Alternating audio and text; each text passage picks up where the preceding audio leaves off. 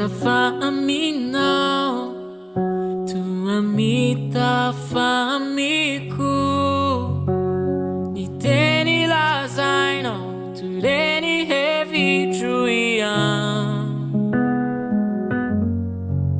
Nasehonao ny heriko, ny fahalemenako, Saingy tsapako fa mbola betsaka tsy fantatro.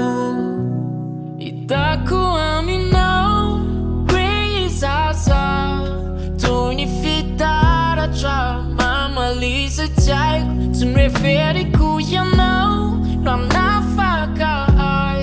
Hitako Aminao, ilay tanjona tratrarina, ny tsikinao no mampahery Rehefa ny fijerinao no mampahery fa mendrikanao, ny fahalemena na mpianatra isetra, ny fiainako ianao no nanazava. Hitako Aminao, izaza toy ny fitaratra, mamalisa tsy haiko, tsy noheveriko ianao, no hanafaka.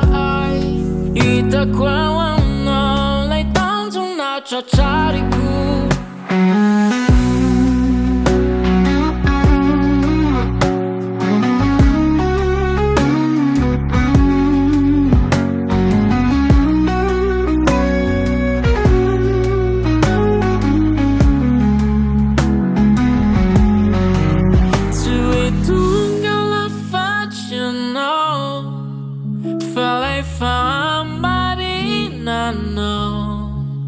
No mampitombo ny heriko, no mampifoay, no ilay fitiavanao. Hitako ilay tena lalanao, ilay tsy nanantena, ianao no naneo tamiko.